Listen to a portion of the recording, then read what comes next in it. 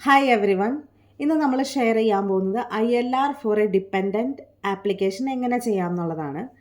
അതായത് already either husband or wife one പാർട്ട്ണർക്ക് work വിസയിലാണ്, അയാൾക്ക് ILR ആയി 5 ഇയേഴ്സ് ഓർ 10 ഇയേഴ്സ് കഴിഞ്ഞ് ILR ആയി. അതിനുശേഷം ഹസ്ബൻഡിന് അല്ലെങ്കിൽ വൈഫിന് who is on dependant visa അവർ 5 ഇയേഴ്സ് കഴിഞ്ഞ് കഴിയുമ്പോൾ അവർക്ക് ILR അപ്ലൈ ചെയ്യുന്ന സമയത്ത് എങ്ങനെ അപ്ലൈ ചെയ്യാം, അതിൻ്റെ റിക്വയർമെൻറ്റ്സ് എന്തൊക്കെയാണ്, അതിൻ്റെ ഡോക്യുമെൻറ്റ്സ് എന്തൊക്കെയാണ് എന്നുള്ളതാണ് നമ്മളിന്ന് കാണുന്നത്. സോ നേരത്തെ പറഞ്ഞ പോലെ apply as A partner dependent on A work visa. So ഇതെൻ്റെ PDF ഫോർമാറ്റാണ്. ഞാൻ ILRൻ്റെ ഡിപ്പെൻഡൻറ്റ് വിസയ്ക്ക് ഓൾറെഡി അപ്ലൈ ചെയ്ത് അതിൻ്റെ PDF ഫോർമാറ്റാണ് ഈ കാണിക്കുന്നത്. ഇതിൻ്റെ സെയിം ക്വസ്റ്റ്യൻസ് ആണ് നിങ്ങൾക്ക് ഓൺലൈനിൽ അപ്ലൈ ചെയ്യുമ്പം നിങ്ങൾക്ക് വരുന്ന ക്വസ്റ്റ്യൻസ്. സോ ഇതിൻ്റെ ടൈപ്പ് ഓഫ് വിസ എന്ന് പറയുന്നത് സെറ്റ് O ആണ്. അതായത് ഡിപ്പെൻഡൻറ്റിന് വേണ്ടിയിട്ട് അപ്ലൈ ചെയ്യുമ്പോൾ നമ്മൾ ചെയ്യേണ്ട ആപ്ലിക്കേഷൻ ഫോം സെറ്റ് O ആണ്. പേഴ്സണൽ ഇൻഫോർമേഷൻ, ഇമെയിൽ അഡ്രസ്സ് ചോദിക്കുന്നുണ്ട്. ഇത് ആരുടെ ഇമെയിൽ അഡ്രസ്സ് ആണ് എന്നുള്ളത് ചോദിക്കുന്നുണ്ട്. Select a category in which you are applying for indefinite leave to remain. ഇതിൻ്റെ അകത്ത് ചോദിക്കുന്ന ക്വസ്റ്റ്യൻ, അതായത് നമ്മളുടെ പാർട്ട്ണർ ഏത് വിസയിലാണ് എന്നുള്ളതാണ്. അതായത് നമ്മൾ ഡിപ്പെൻഡൻ്റ് ആയിട്ടാണല്ലോ അപ്ലൈ ചെയ്യുന്നത്. അപ്പോൾ പാർട്ട്ണർ ഏത് വിസയിലാണ് എന്നുള്ളതാണ് ഇവിടെ ക്വസ്റ്റ്യൻ വരുന്നത്. So skilled worker, tier 2, international sport person, dependent. Are you the partner or child of your sponsor? So partner. Are you currently in the UK? Yes. Do you currently have an application with the Home Office for leave to remain for which you have not yet received a decision? No. Immigration advisor ഉണ്ടോ എന്ന് ചോദിക്കുന്നുണ്ട്. No. ഇനി the person you are joining or accompanying, ഇത് ഉദ്ദേശിക്കുന്നത് നമ്മുടെ പാർട്ട്ണറുടെ ILR ഉള്ള നമ്മുടെ പാർട്ട്ണറിൻ്റെ details ആണ്. അതിൻ്റെ അകത്ത് title, given name, family name, പിന്നെ what is the country of nationality, what is the date of birth, പിന്നെ which visa is on that person, do you have one of the reference numbers. ഇതെല്ലാം നമ്മുടെ പാർട്ട്ണറുടെ, അതായത് സ്പോൺസർഷിപ്പോട് കൂടി ഇവിടെ വന്ന പാർട്ട്ണറുടെ details ആണ് ചോദിക്കുന്നത്. അപ്പോൾ ആ പാർട്ട്ണറിൻ്റെ ഏത് വിസയിലാണോ അത് കൊടുക്കുക. അതേപോലെ തന്നെ വന്ന സമയത്ത് നമുക്കൊരു COS എടുക്കുന്ന സമയത്ത് കിട്ടിയിട്ടുണ്ടാവും നമ്പേഴ്സ് എല്ലാം. അപ്പോൾ അത് നോക്കി GWF നമ്പർ കൊടുക്കുക. ദെൻ പിന്നെ പാർട്ട്ണറുടെ തന്നെ ലൈസൻസ് നമ്പർ, അതായത് വർക്ക് ചെയ്യുന്ന സ്ഥലത്തിൻ്റെ ലൈസൻസ് നമ്പറാണ് ചോദിക്കുന്നത്. ഇത് നമ്മൾ, അതായത് പാർട്ട്ണർ വർക്ക് ചെയ്യുന്ന കമ്പനിയുടെ അല്ലെങ്കിൽ ഹോസ്പിറ്റലിൻ്റെ ലൈസൻസ് നമ്പറാണ്. അത് നമുക്ക് ഓൾറെഡി എംപ്ലോയ്മെൻറ്റ് ലെറ്ററിൽ നിന്ന് അവിടെ നിന്ന് കിട്ടുന്നതാണ്. അപ്പോൾ ആ നമ്പർ കൊടുക്കുക. ആ നമ്പർ കൊടുക്കുമ്പോൾ ഓട്ടോമാറ്റിക്കലി കമ്പനിയുടെ പേരും അതിൻ്റെ കൂടെ തന്നെ വരുന്നതായിരിക്കും. പിന്നെ അവരുടെ പാസ്പോർട്ട് നമ്പർ കൊടുക്കുക. ദെൻ നാഷണൽ ഇൻഷുറൻസ് നമ്പർ കൊടുക്കുക, അത് എൻ്റർ ചെയ്യുക. പിന്നെ ഹോം ഓഫീസ് റെഫറൻസ് നമ്പർ എന്തെങ്കിലും ഉണ്ടെങ്കിൽ അത് കൊടുക്കുക. BRP കാർഡ് ഉണ്ടോ എന്നുള്ളതാണ് അടുത്ത ചോദ്യം. BRP കാർഡ് നമ്പർ കൊടുക്കുക. ഇത്രയും ഡീറ്റെയിൽസാണ് നമ്മൾ കൊടുക്കേണ്ടത്. ഇനി പേഴ്സണൽ ഇൻഫോർമേഷനാണ്. ഇവിടെയാണ് ഡിപ്പെൻഡൻറ്റിൻ്റെ ഡീറ്റെയിൽസ് സ്റ്റാർട്ട് ചെയ്യുന്നത്. സോ ഇവിടെ ഡിപ്പെൻഡൻറ്റിൻ്റെ title, given name, family name. In addition to name already provide, are you now or have you ever been known by another name? No. Then can you use this email address to contact you? Yes. അതായത് നേരത്തെ നമ്മൾ കൊടുത്ത email അഡ്രസ്സാണ്. Then postal address ചോദിക്കുന്നുണ്ട്. Is there where you live? Yes. When did you start living at this address? Date കൊടുക്കുക. What is the sex? Then what is the relationship status? Nationality details, country of nationality, country of birth, place of birth, date of birth. പിന്നെ valid passport ഉണ്ടോ എന്ന് ചോദിക്കുന്നുണ്ട്. Passport number, issuing authority, issue date and expiry date. Then do you have A valid national identity card number എന്ന് ചോദിക്കുന്നുണ്ട്. ഇത് ഞാൻ ഇവിടെ, അതായത് ഞങ്ങളുടെ ILRൻ്റെ ആപ്ലിക്കേഷനിൽ ബോത്ത് ഹസ്ബൻഡ് ആൻഡ് വൈഫിന് ഞങ്ങളിവിടെ വെച്ചത് നമ്മുടെ ആധാർ കാർഡ് നമ്പറാണ്. Issuing authority government of India, Aadhaar കാർഡിൻ്റെ നമ്പറും അവിടെ വെച്ചു. അപ്പോൾ ഡോക്യുമെൻ്റ് പ്രൊവൈഡ് ചെയ്തപ്പം ആധാർ കാർഡിൻ്റെ ഒരു ഫോട്ടോ അല്ലെങ്കിൽ ഒരു സ്കാൻഡ് കോപ്പിയും വെച്ചിരുന്നു. Do you currently hold or have you ever had any other nationality or citizenship? No. Then how many days, weeks, months or years have you been living at this address? So എത്ര നാളായി എന്നുള്ള details കൊടുക്കുക. അതിൻ്റെ ഒപ്പം തന്നെ നമ്മൾ ഇതിന് അതായത് 5 കൊല്ലമായിട്ട് താമസിച്ചിരുന്ന അഡ്രസ്സും കൂടെ കൊടുക്കുക. Then what is the ownership status of your, അതായത് നമ്മൾ താമസിച്ചിരുന്ന ആ ഡീറ്റെയിൽസ് ആണ് ഇവർ ചോദിക്കുന്നത്, അല്ലെങ്കിൽ നമ്മൾ താമസിക്കുന്നത് എങ്ങനെയാണ് എന്നുള്ള ഡീറ്റെയിൽസ് ആണ് ചോദിക്കുന്നത്. ദെൻ ഫോൺ നമ്പർ ചോദിക്കുന്നുണ്ട്. ഫോൺ നമ്പർ നമുക്ക് എപ്പം മീൻസ് അതിൻ്റെ ഡീറ്റെയിൽസ് ആണ് ചോദിക്കുന്നത്. Then does the period of stay on which application was based include any leave granted since 11 January 2018? Yes. Have you had any absence from the UK during any leave granted since 11th January 2018? അതായത് നമ്മളിവിടെ വന്നതിന് ശേഷം annual leave ഒക്കെ എടുത്ത് നാട്ടിൽ പോയിട്ടുണ്ടോ, അത് എപ്പോഴൊക്കെ പോയി എന്നുള്ള ഡീറ്റെയിൽസ് ആണ് ഈ ക്വസ്റ്റ്യനിൽ വരുന്നത്. അതായത് എന്തായാലും നമ്മൾ ഈ വർഷത്തിന് ശേഷമാണ് വന്നിട്ടുണ്ടെങ്കിൽ തിരിച്ച് നാട്ടിൽ പോയിട്ടുണ്ടാവുമല്ലോ, അപ്പോൾ യെസ് എന്നുള്ളത് കൊടുക്കുക, ഇല്ലെങ്കിൽ no. Travel history. Have you ever been refused visa, deported from the UK, removed from the UK, required to leave the UK, refused entry at the UK border? No. Then travel history ആണ്. വേറെ ഏതെങ്കിലും കൺട്രിയിൽ ഇതേപോലെ എന്തെങ്കിലും issues വന്നിട്ടുണ്ടോ? No. Other history, in either peace or war time, have you ever been involved or suspected of involvement in a war, crimes against humanity or genocide? No. Have you ever been involved in any supported or encouraged terrorist activities in any country? No.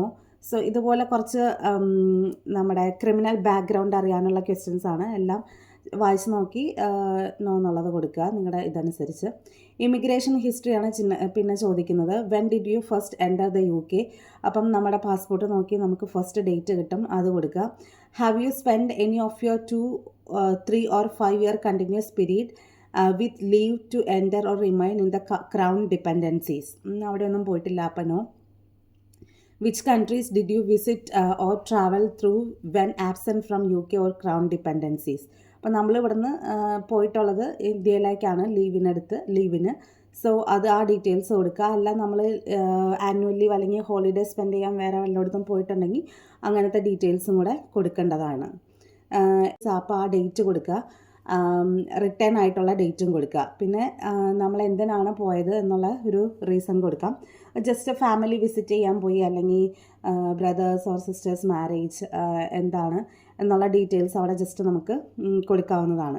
So അങ്ങനെ നമ്മൾ എത്ര പ്രാവശ്യം ഇവിടെ വന്നതിന് ശേഷം നാട്ടിലേക്ക് പോയിട്ടുണ്ട്, അല്ലെങ്കിൽ ഹോളിഡേ സ്പെൻഡ് ചെയ്യാൻ എവിടെയെങ്കിലും പോയിട്ടുണ്ടെങ്കിൽ ആ ഡീറ്റെയിൽസ് ഇവിടെ കറക്റ്റായിട്ട് നമ്മൾ പോയ ഡേറ്റും വന്ന ഡേറ്റും വെച്ച് പാസ്പോർട്ട് നോക്കി വെരിഫൈ ചെയ്ത് വെക്കാവുന്നതാണ്. Then convictions and other penalties. എന്തെങ്കിലും കൺവിക്ഷൻസിൻ്റെ പെനാലിറ്റിയുടെയും ഡീറ്റെയിൽസ് ആണ് ഇവിടെ ഉള്ളത്. അപ്പോൾ ഇതിൻ്റെ അകത്ത് നമുക്ക് എന്തെങ്കിലും ചെറിയ വാർണിങ്ങോ അങ്ങനെ എന്തെങ്കിലും കിട്ടിയിട്ടുണ്ടെങ്കിൽ അത് മെൻഷൻ ചെയ്യാവുന്നതാണ്. Including driving licence. So driving licence ഒഫൻസുകളും ഇതേപോലെ തന്നെ എന്തെങ്കിലും പോയിന്റുകളൊക്കെ വന്നിട്ടുണ്ടെങ്കിൽ അത് ഇവിടെ മെൻഷൻ ചെയ്യുക. എന്നിട്ട് ഡോക്യുമെൻ്റ് സബ്മിറ്റ് ചെയ്യുമ്പോൾ നിങ്ങൾക്ക് നിങ്ങളുടെ ഡ്രൈവിംഗ് ലൈസൻസിൻ്റെ കോപ്പി അല്ലെങ്കിൽ സ്കാൻഡ് കോപ്പി വെക്കാവുന്നതാണ്. നിങ്ങൾ ഒരിക്കലും അത് വെക്കാതിരിക്കരുത്. അങ്ങനെ എന്തെങ്കിലും ഇഷ്യൂസ് ഉണ്ടെന്നുണ്ടെങ്കിൽ അത് മെൻഷൻ ചെയ്യുക. അത് മെൻഷൻ ചെയ്യുന്നത് കൊണ്ട് കുഴപ്പമൊന്നുമില്ല. പക്ഷെ ഇത് വെക്കാതിരുന്ന് കഴിഞ്ഞാൽ എന്തെങ്കിലും പ്രോബ്ലം പിന്നെ ഉണ്ടാവാൻ വഴിയുണ്ട്, കാരണം അവരത് ചെക്ക് ചെയ്യും. Then immigration details. Do you have any home office reference numbers? No. Have you previously lived in a country outside the UK including your country of birth? Yes. So നമ്മൾ ഇന്ത്യയിൽ താമസിച്ചിട്ടുണ്ടല്ലോ, അതാണ് including the country of birth എന്ന് അവർ ചോദിച്ചിട്ടുണ്ട്. Yes. Country U lived in India. Date you lived there from, അത് നമ്മുടെ birth date ആണ് കൊടുക്കേണ്ടത്.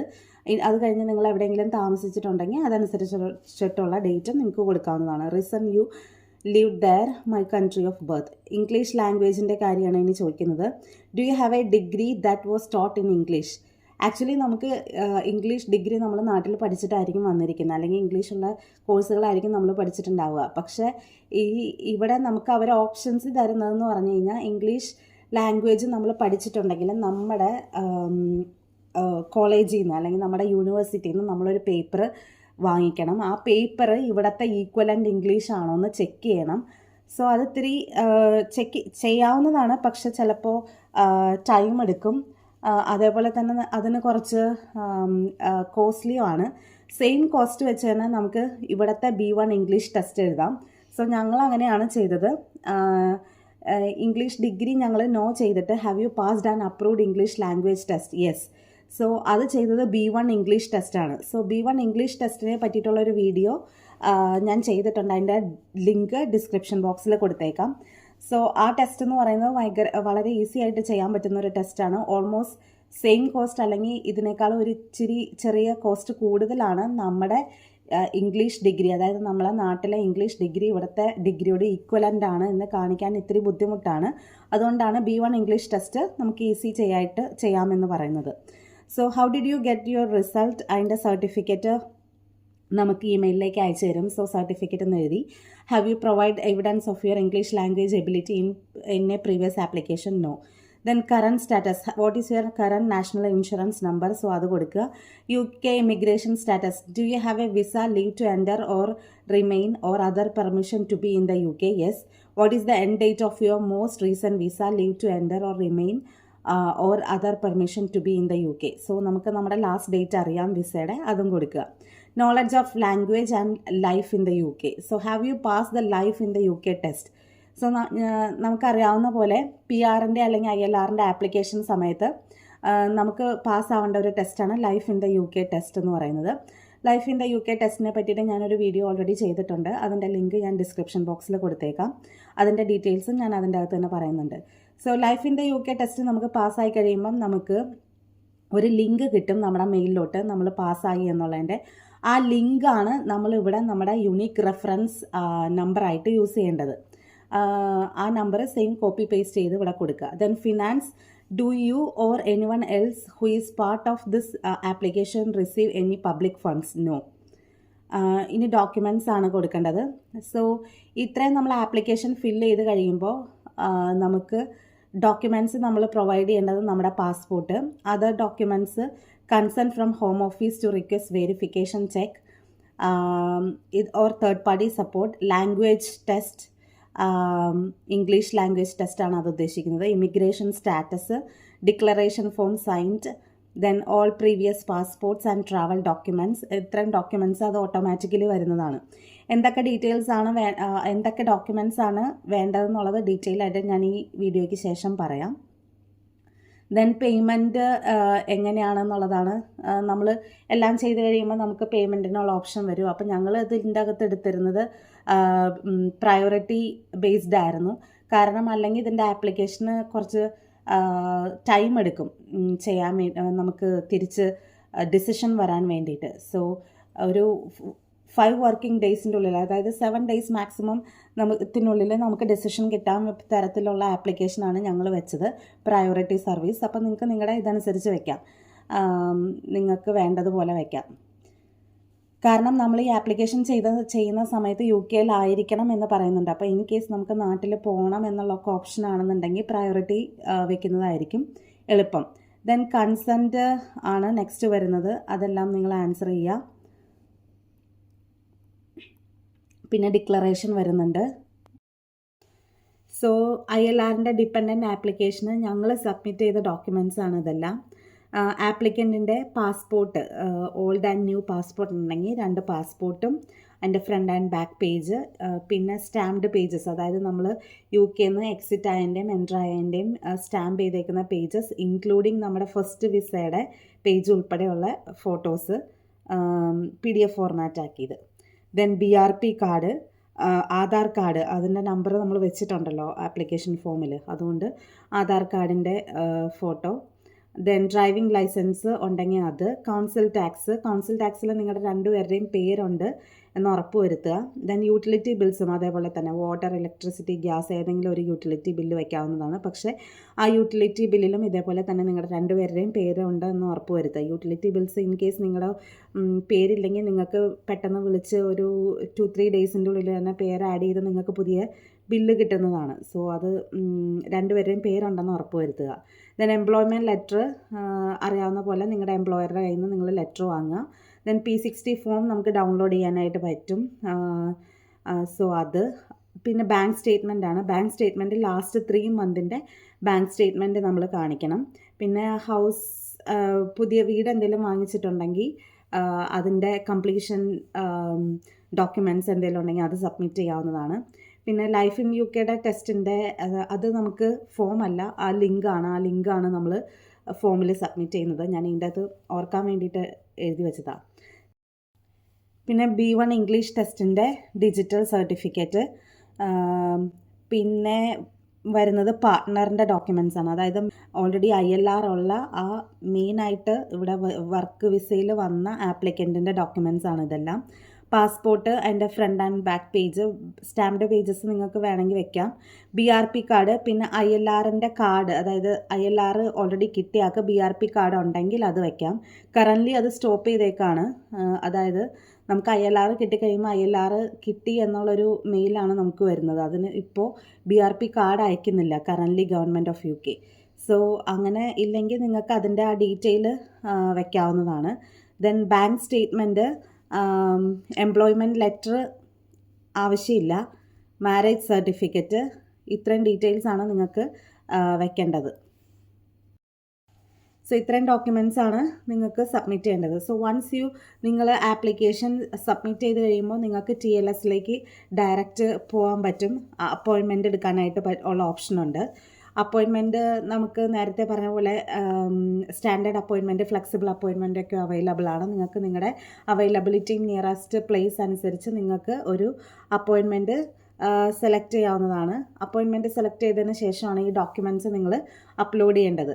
So നിങ്ങൾക്ക് ആപ്ലിക്കേഷൻ എപ്പം ഫില്ല് ചെയ്ത് തീരുന്നോ അപ്പം മുതൽ നിങ്ങൾക്ക് ഇതിൻ്റെ ഡോക്യുമെൻറ്റ്സ് അപ്ലോഡ് ചെയ്യാനായിട്ട് പറ്റും.